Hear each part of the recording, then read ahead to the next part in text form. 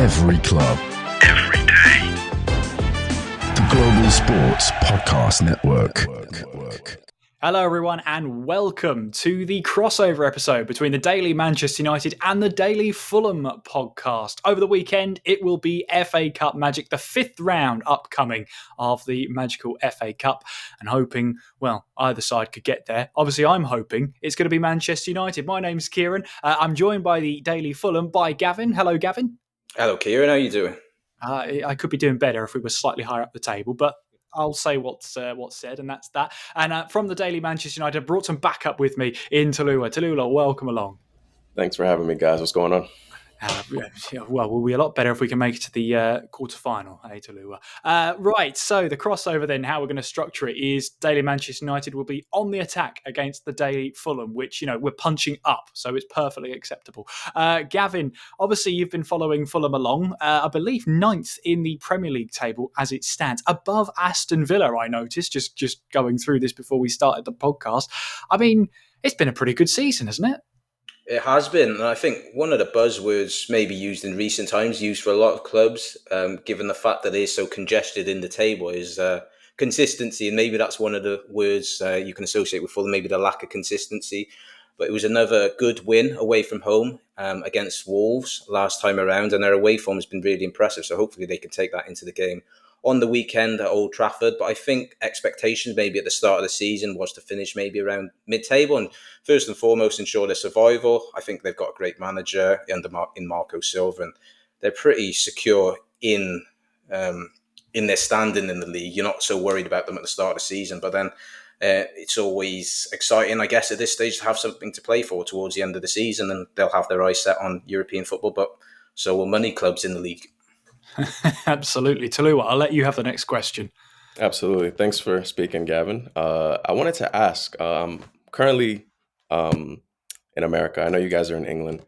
Fulham has two Nigerian players of note. I'm Nigerian as well, Bassi and Alex Iwobi. I just wanted to know what you guys feel as a Fulham fan. What do you guys feel about these players and in their positions and how they kind of make your team a little bit better? I know right now, Fulham individually have so much talent.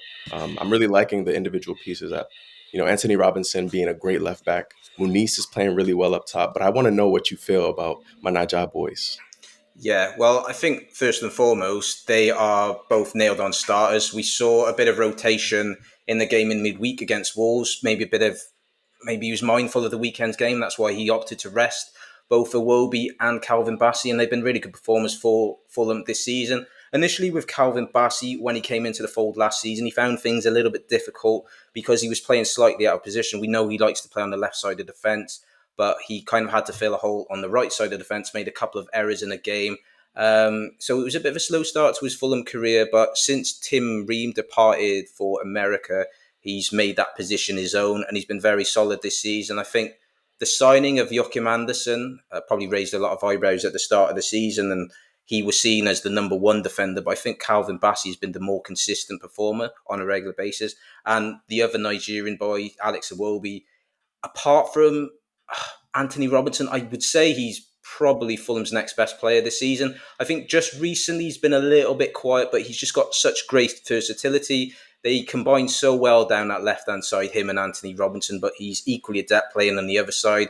We've seen him sometimes in certain games this season drop back in midfield. He can play behind the striker. So he's a manager's dream in the fact that he can fulfill so many roles. And of course, the last time Fulham was successful against Manchester United, he popped up with a winner in the last minute. So maybe we might see something similar on the weekend. Bittersweet. I hope not. We try not to let that happen. I want to ask about Raul Jimenez because, of course, he's been a wonderful story over the last couple of years, not only for himself, but also for this sort of reincarnation. Obviously, he had that horrific head injury when he was playing for Wolves. When he came back, it wasn't quite clicking for him, but he seems to have made his own at Fulham with 9 goals in the Premier League so far this season. Yeah, 100%. I think with that head injury he sustained against Arsenal, I think he went his next 28 or 29 games without a goal. And then sometimes you just need to move away, don't you, to just rekindle that sort of form you had, that feeling you had when he was at Wolves under Nuno in the first place. And there was some doubt about his signing to begin with because he came in as Mitrovic's replacement. And Mitrovic was a talismanic figure for so many seasons for Fulham, going to Saudi Arabia. And people seeing Jimenez, maybe the final bit of his journey at Wolves, and thinking, what we doing here? But this season, he's been a man reborn. He scored 9 goals in the Premier League. I think he scored a couple in the Cup as well. So he's been really impressive at 33 years of age. There's no signs of him stopping. And I think what's good for Fulham is they have competition in places. So he can't rest on his laurels because he's got Muniz champing at the bit, wanting to come in the team. We saw Muniz scoring midweek. So I just feel like the fact that he has got someone breathing down his neck, he knows now that he can't be 5, 6 out of 10 every week. Otherwise, he's gonna be on the bench before you know it. Gavin, we know, obviously the last time these two teams met, United just barely edged it. Obviously a bit of a dull affair. I know Fulham fans would want that one back if they had the chance. But going into this FA Cup fixture, do you think that Fulham are going to come out and attack United? Obviously, as a United fan, I want us to come out and attack as well. Do you think Fulham are going to come and attack, or do you think they're going to try and set up a mid-block type of thing and frustrate Manchester United? No, I certainly feel like Fulham will attack. Well, at least I hope so anyway. I've just been a little bit disappointed in some of their recent games against Manchester United because it's not the greatest Manchester United team, and they've just, especially the last game at home, it was very lackluster. As you said, very dull game, and there wasn't many chances in the game. I don't know if you're into XG, but I believe it was like maybe the lowest on record in terms of combined XG for both teams. So that tells you all you need to know about that. But Fulham fare better away from home, to be honest. They won the last 3 in the league.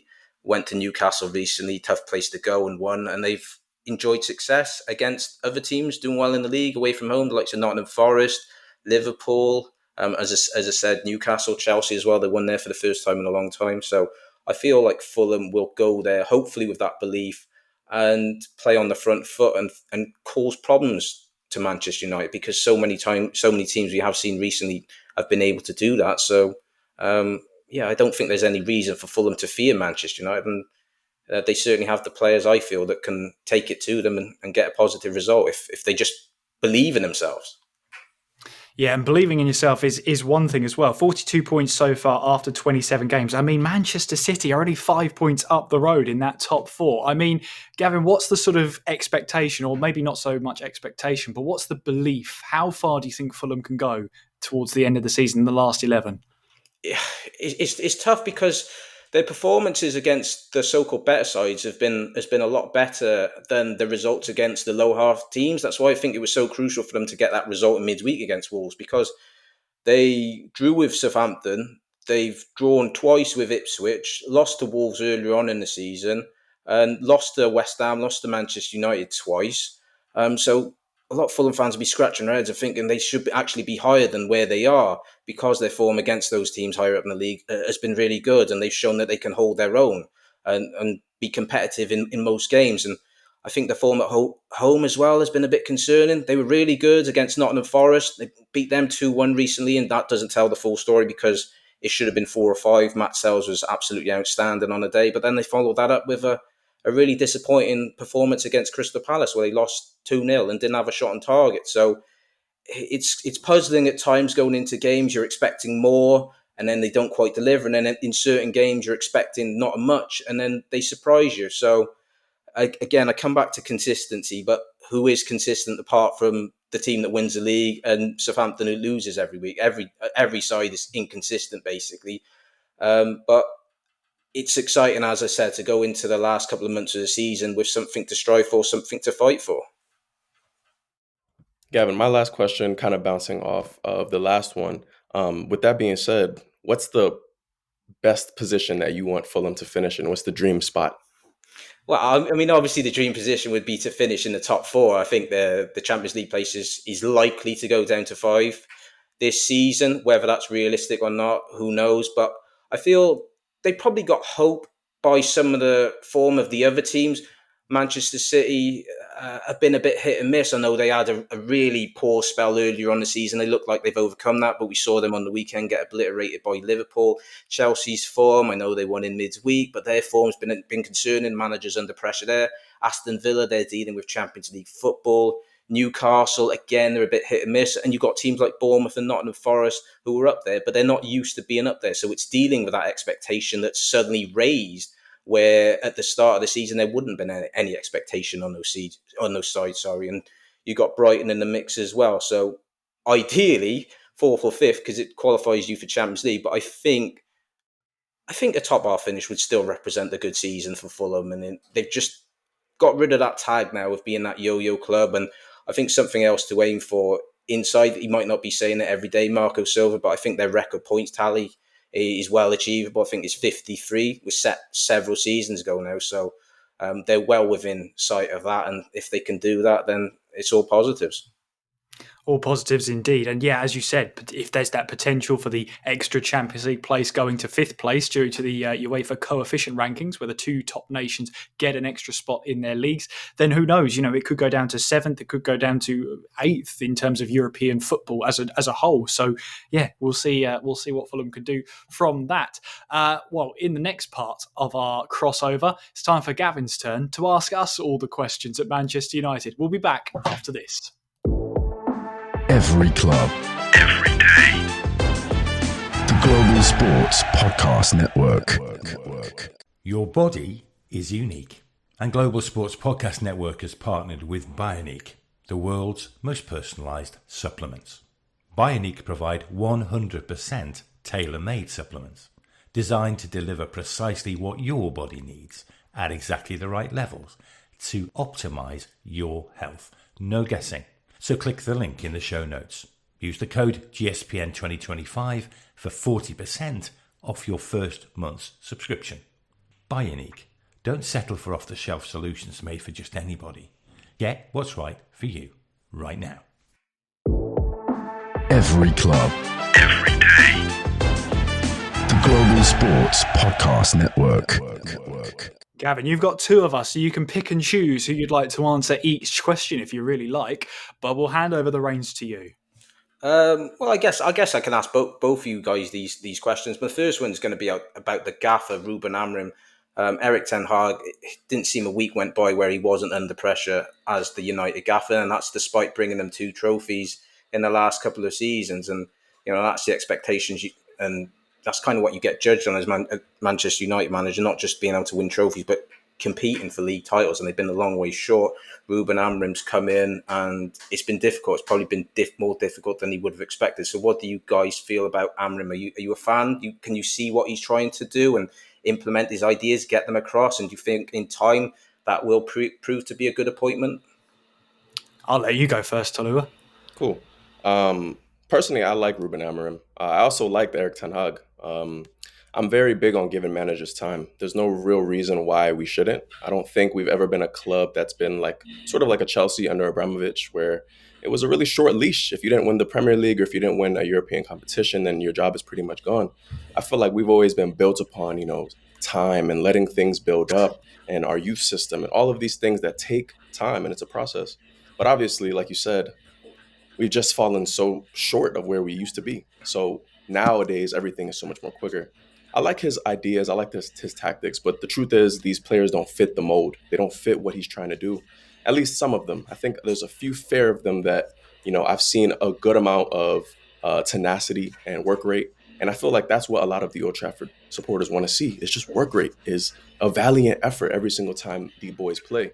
My only concern with Amorim is his inflexibility to change his tactics. I understand that he's very set on the 3-4-3, but when we're seeing a team like Manchester United that struggles with finishing out games strong, struggles with starting games quick, struggles with even outrunning their opponents, I think Manchester United is in the bottom 5 for distance covered in the Premier League, which is poor. You would expect a team like United to work hard every single time.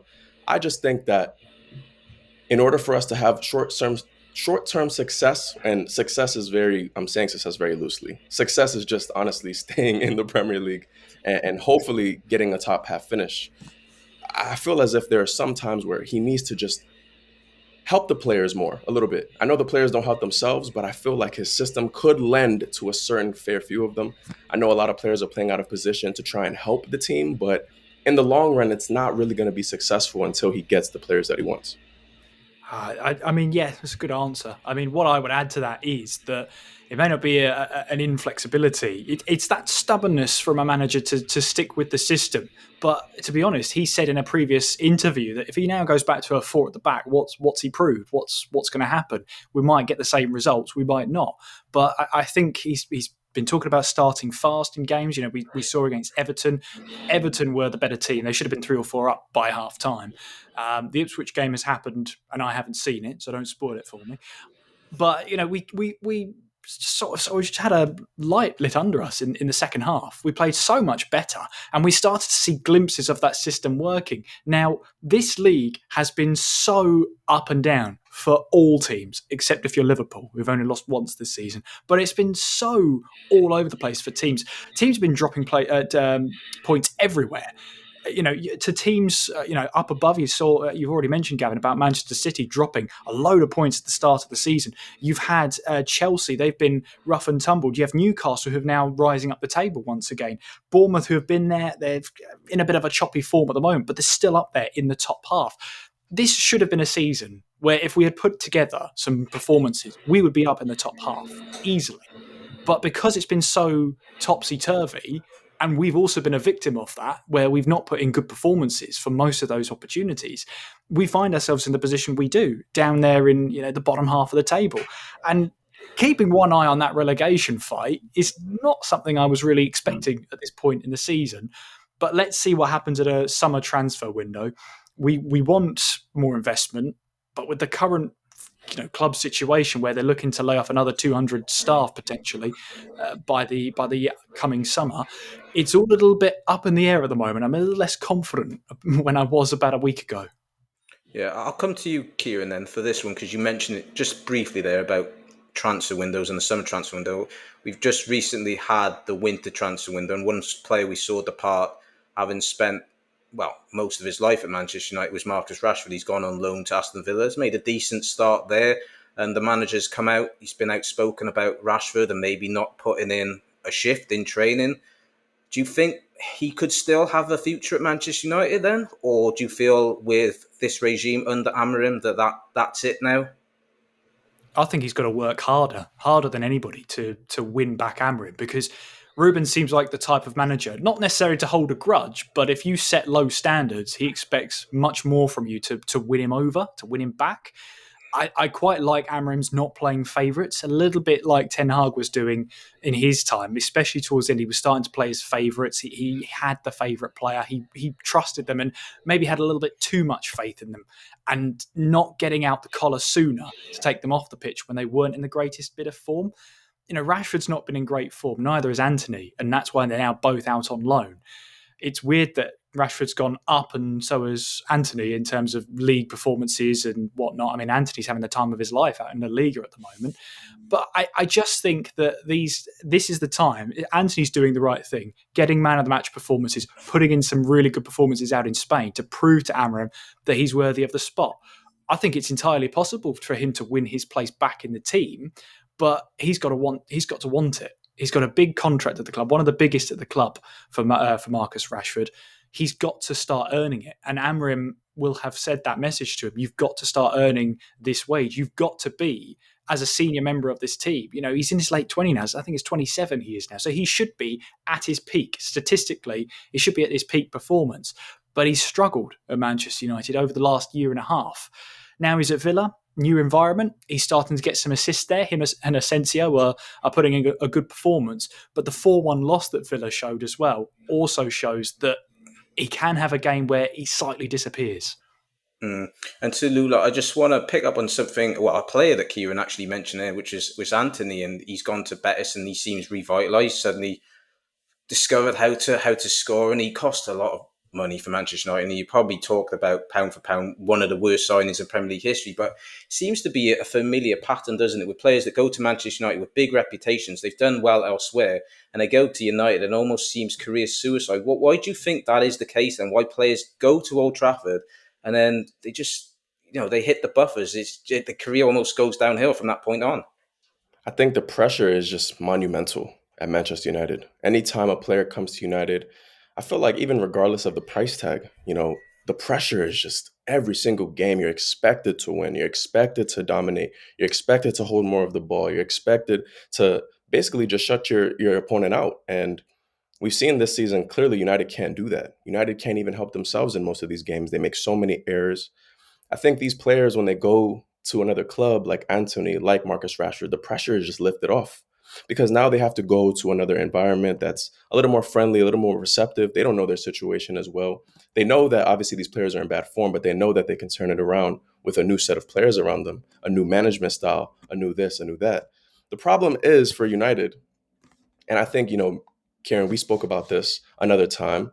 These players come in on such high wages that it makes it so difficult for you to justify why they can't perform under the lights of Old Trafford versus Anthony going to Betis and scoring the goals that he's scoring, or Rashford going to Villa and having these performances.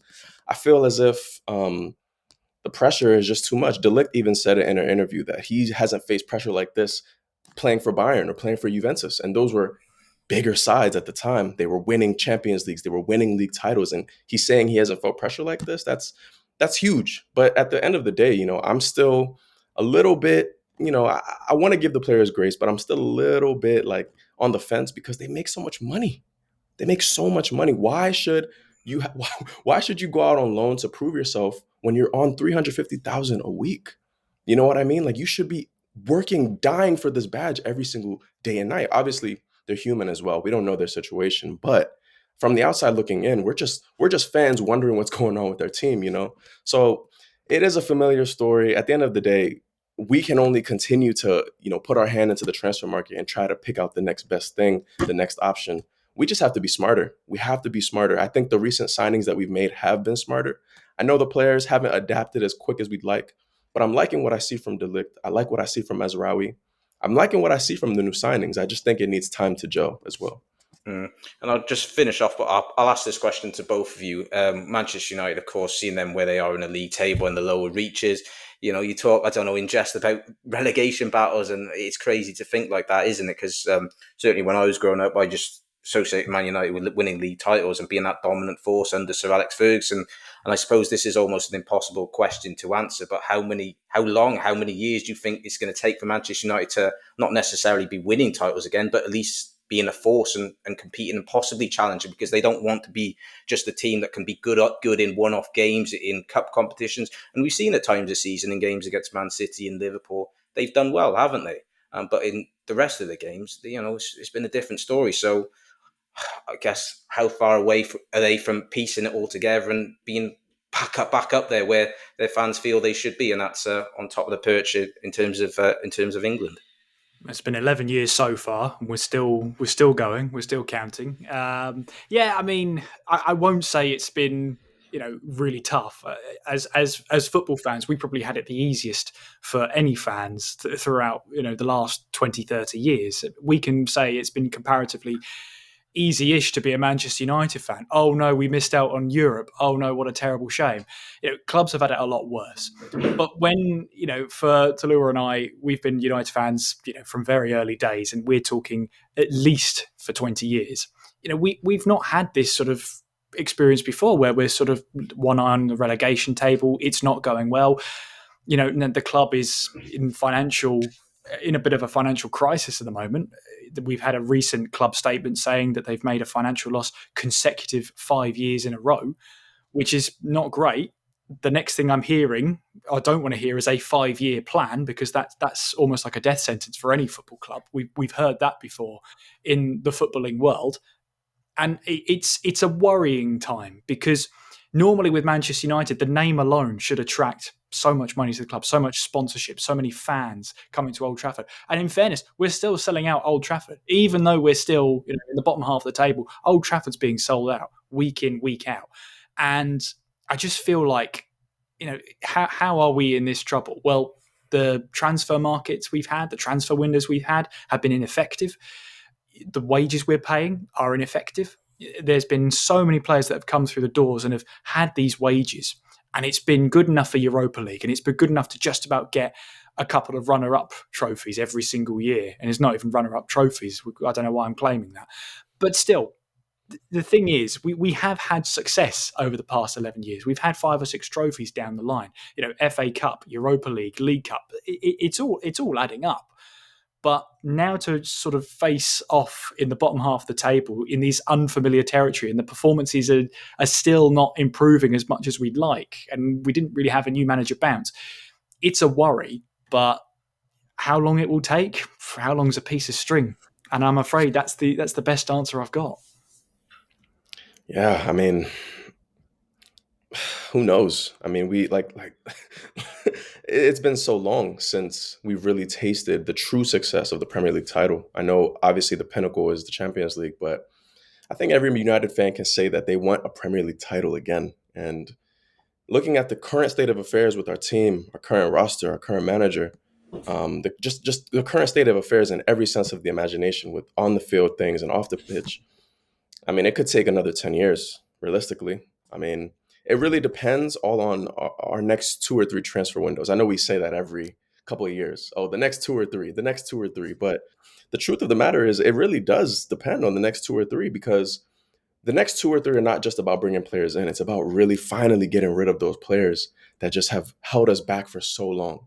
A lot of United fans would like to say, like, well, Rashford is a part of that conversation, or maybe Diogo Dalot is a part of that conversation, the guys that came in under previous tenure. But truth of the matter is, we have players like Harry Maguire still at the club, which Maguire saves us on many occasions. Careful what you say here, Toluwa. He saves us on many occasions. He's an England international. He's a great player, but I just don't see how he, in the long term, can lead our back line. I can't see it. There's been so many so many different errors that he's made alongside our goalkeeper, alongside the other center backs. I don't want to just single them out, but there's players like that are making ridiculous amounts of money that are kind of holding us back from really going out and finding young stars, not just young stars, but also developed players, players with experience, players with a lot of in-game knowledge, a lot of tactical knowledge that might cost a little bit more because they're foreign, but they'll give us more edge, more bite. Right now, United is pretty toothless, you would say. I feel like most teams would agree, most fans would agree. I feel as if it really depends on how we get these players out. We're honestly going to have to take a loss on a lot of these players. It's just the truth. We signed Maguire for 80 million. We signed Sancho for 75 million plus. We're going to have to take the L. That's just the truth. But I feel like once we get over that hump, we finally bring in players that are cheaper but have high potential that we can develop in the right ways. I feel as if we can finally get back to challenging, let's just say for now, challenging top 4. The Premier League title is way too out of reach with the way that Liverpool is playing, way too far out of reach. Yeah, I agree. Relatively tame questions, Gavin, but thank you for them. After this short break, then we'll be back and we'll be ready to make it less tame when we try and fight each other to make a combined 11. Join us after this. Every club, every day. The Global Sports Podcast Network. Here at the Global Sports Podcast Network, we spent a lot of time selecting our delivery platform. Zencastr came out the clear winner. With 4K video recording and AI editing, it's super easy to start a podcast that sounds great and is delivered efficiently.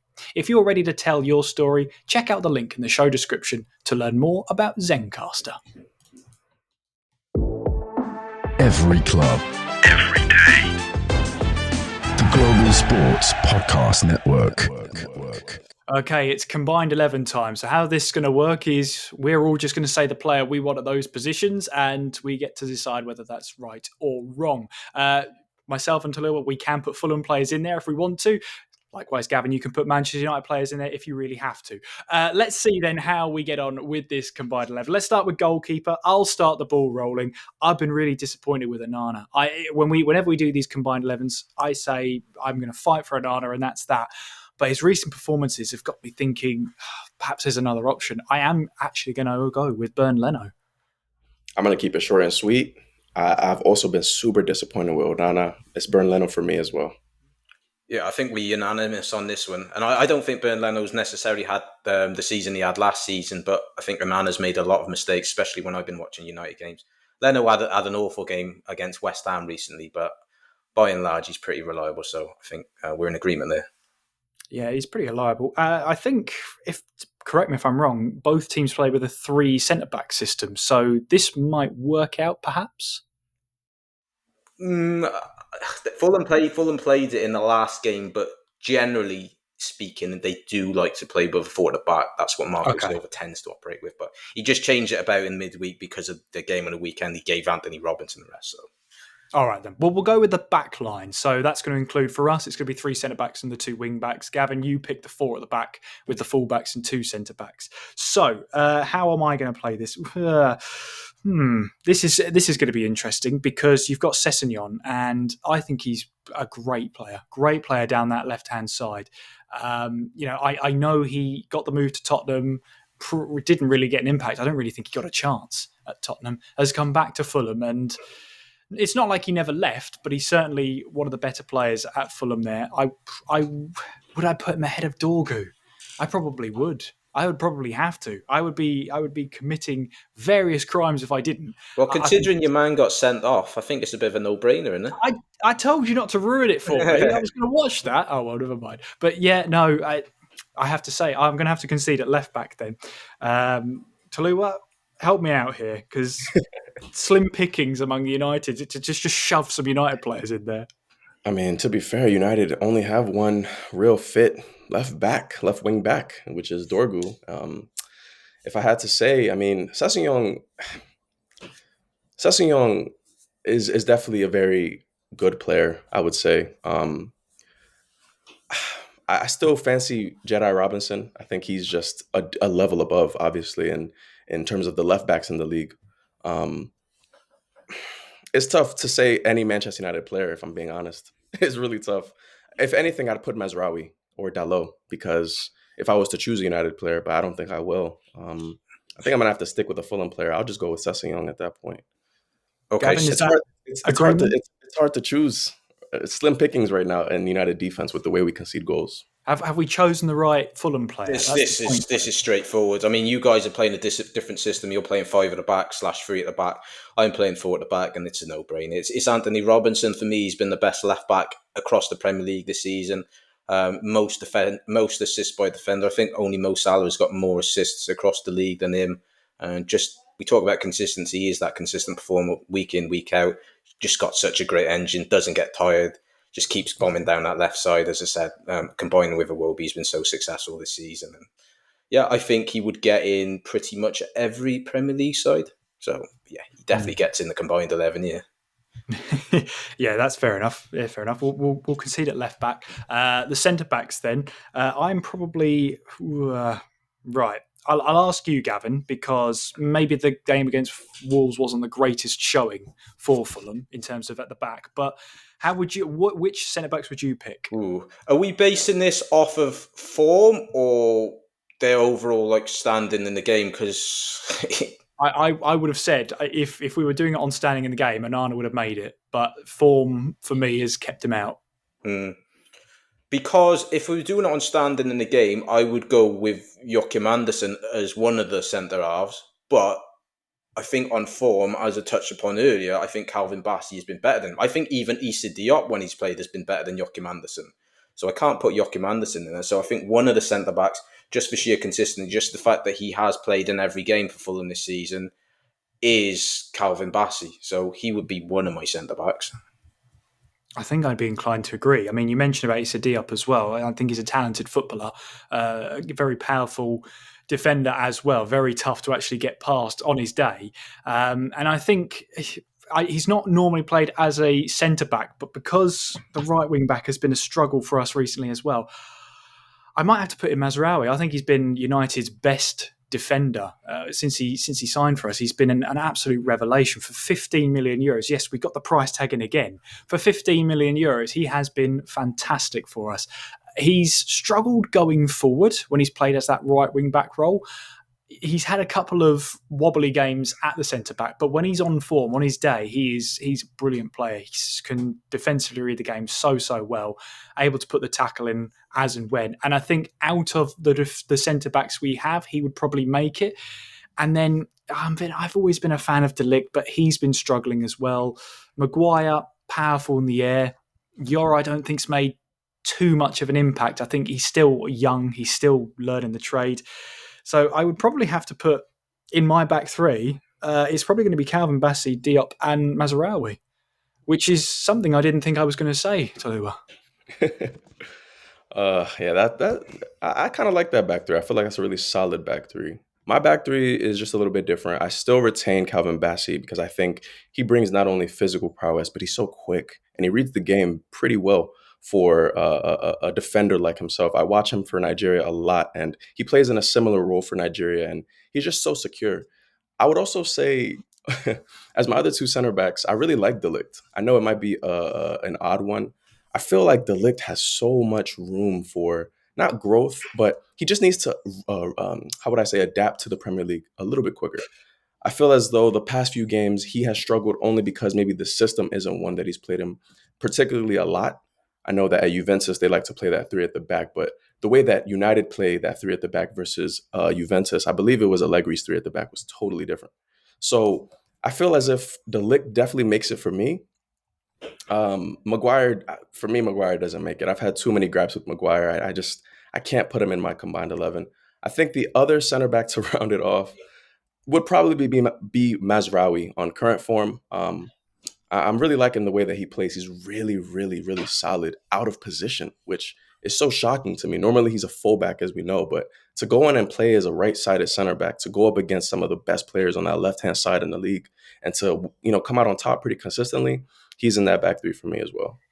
How about yourself, Gavin? How does it look? Can I just ask you a question about Mazraoui? You talked about him being in your back three as one of your centre backs there. I think he initially signed as to play at right back, didn't he? I mean, Correct. Yes. I was thinking of having him in my team as right back. Can he? So if I got four at the back, can he play right-sided centre back in a two? He could play it in a three, but you could certainly try him in a two if you really wanted to. Okay, then I'll probably go with De Ligt then. I would agree. I don't think he's probably had the best season at Manchester United, but he's got pedigree. He's played for some big clubs. Very experienced player. A lot of international caps for Netherlands. So I would go with him, and then Mazraoui can play at right back. Nice. I think we didn't even decide a right wing back there, Toluwa. But again, we don't have a lot of choice. Yeah. I mean, all I can say is Castagna's been sort of that. If Kenny Tete was fit, he would be in my team. But because he's injured, I've just ignored that. I was gonna say Kenny Tete definitely has a shout for me. I love the way he plays. Like you said, we don't have a lot of choice. I mean, it's really Dalot. That's it for the United side. Mazraoui doesn't play wing back for us, and I'm not putting Ahmad at right wing back. So I'd probably go for Diogo Dalot.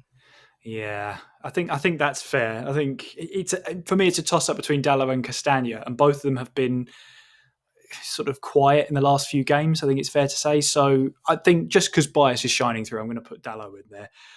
More familiar territory, holding midfield. Two of them, I think, for both United and Fulham. So this should be a little bit more straightforward. Gavin, I'll let you kick this one off. Well, I'm going to pick one, and then I'm going to let you decide on the others, because then I can make my mind up after that. Okay. Deciding on the one Fulham player is an interesting one, because is it Sander Berge? Is it Sasa Lukic? I mean, that's not easy, because they're similar players to a degree, although playing together, Sasa Lukic plays a little bit more. He's got a bit more of a license to go forward, and Sander Berge, can sit back a little bit. That's not easy. I know Sander Berge's been linked with Man United in the past as well, hasn't he? He has, yeah. I'm going to go for Sander Berge just over Sasa Lukic. Interesting. I was thinking Lukic if a Fulham player was going to go on there, but I see what you mean. Both of them are good players, and they've been good in that deeper holding role. Because actually, thinking about it, the way I want to set up my team is have Fernandes in the deeper role. So perhaps teaming him with Sander Berge would be an ideal partnership, because then hopefully you've got someone who's willing to stay back and put in a tackle, i.e. Sander Berge, but also you've got someone in there who can calm the play down in the midfield. And Amorim has tried to drop Fernandes a little bit deeper to help with that playmaking effort to actually play through the middle rather than just go over the top. Because when we've played him as an attacking midfielder, he's been good, but I feel like a lot of the play bypasses him because the defence just want to get it over the top and get it forward.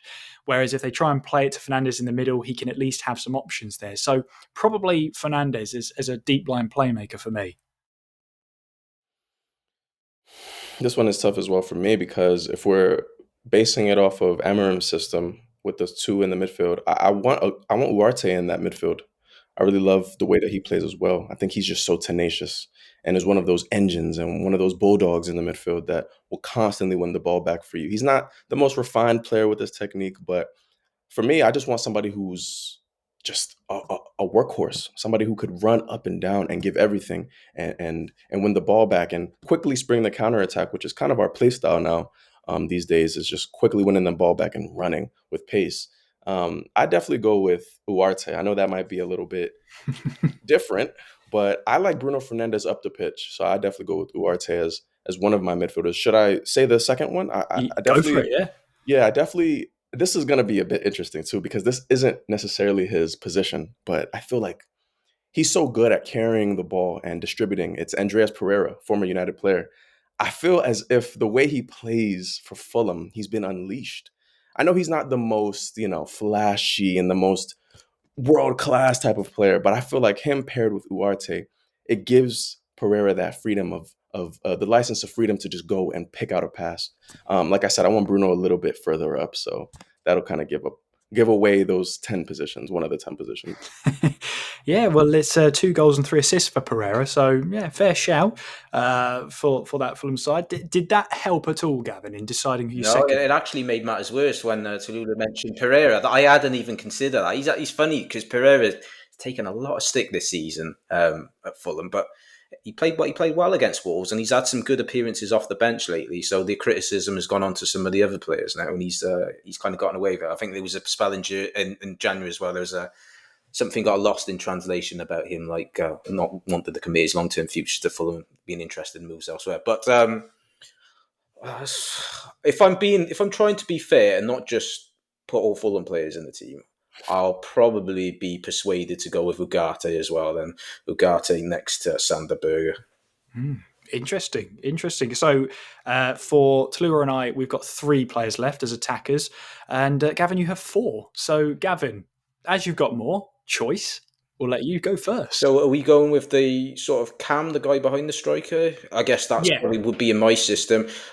That's an easy one. It's Bruno Fernandes. As much as I might not necessarily like him, and as much as a lot of people might not necessarily like him, it's no doubt he is a talented footballer, and he's been one of the rare signings in recent times that's actually been successful. So that's a pretty easy one.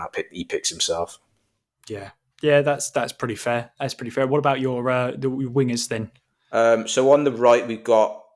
He doesn't play winger because he's wing back, and Ahmad tends to be. Well, he's also injured for the rest of the season. Yeah, but are we picking injured players in the team, or how are we doing it?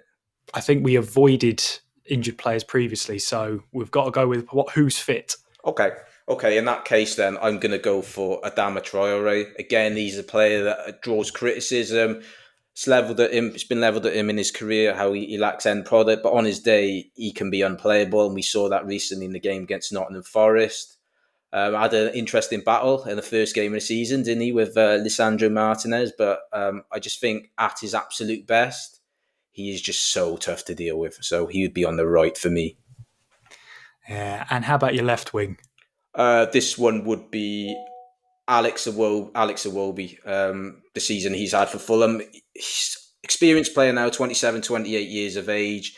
He played a lot of games for Arsenal, let's not forget. I think he played over 100 Premier League games for them, played over 100 Premier League games for Everton. But if you look at his numbers since moving to Fulham, they're considerably better than they were at both of those clubs. And I feel like it's a good fit for him because if you're underperforming a little bit at Everton, at Goodison Park, you know what the fans are like there. They're quick to get on your back, aren't they? So it's not quite the same going to Fulham, and he's been a really key, important player for them.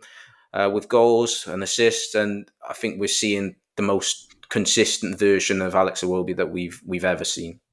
Yeah, I have to admit, that's a strong winger lineup, Traore and Iwobi. I mean, Traore coming up against Ugarte in the last fixture in the Premier League, where Ugarte tried that cynical foul and came off worse. It just sums up how powerful Adama Traore is. He's such a terrifying player to come up against because he knows a trick or two. He's very difficult to get off the ball. Once he's started, he is near impossible to actually stop. And so I was thinking to go a little bit radical with my three players. I've lost a lot of faith with the forwards of Manchester United in terms of the goal return.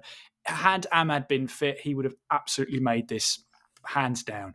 I think Garnacho has made more of an impact from the bench than he has at starting, which kind of brings me away from actually starting him in this 11, which is a very weird approach to do this. And I just think Chido Obi Martin is not ready.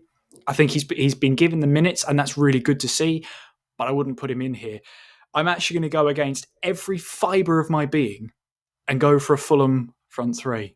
And it's going to be Iwobi and Traore with Jimenez up top. And that might be blasphemy, and I might be absolutely stoned for it, but you know what? Fulham are ninth, and they're ninth for a reason. Oh, man, it's tough. The truth is, it's tough because our forwards have been really lackluster this season. I like Garnacho's game, and I would choose him as my, left-sided 10, left winger, whatever you want to call it, only because I feel like he's so dynamic. I know this season, more often than not, he's been kind of a ghost, but when Garnacho's really on his game, he can really be a handful for defenders, and we've seen that. His finishing can be elite when he wants it to be. His dribbling, his pace, his power. I would choose Garnacho in that left 10 position. And that begs the question of, okay, who's going to play on the right-hand side? It has to be Bruno for me. I know Bruno isn't the paciest player, but I've noticed that United love to really attack down the left. I think it's because, there's obviously just not a good enough return rate from the right-hand side when Ahmad is not there. There's really nobody that can take control of that position. We often see Zirkzee play on the right-hand side as the 10. And Zirkzee is really more of a central player that can play in behind the striker. So it would be Bruno Fernandes and it would be Garnacho. And the striker one is easy. It has to be a Fulham player. I mean, Rasmus Højlund has, one or two Premier League goals, and Zirkzee has maybe 2 or 3. It's just not good enough. I think Fulham are sport for choice with Muniz and Raul Jimenez. It's tough. My mind wants to go for Jimenez because he's the more experienced striker. He's played in the Premier League longer. He's proven himself. But Muniz is just so dangerous. I mean, he's so dangerous. You cannot leave that guy alone. If you don't tight mark him, he's going to break your defender. And we saw in the most recent game the beautiful chip. I mean, his finishing is really otherworldly as well. So my front three would be Garnacho, Bruno, and Muniz. So trying to take a little bit of faith back there to Manchester United. Gavin, you've got the final say of who starts up top.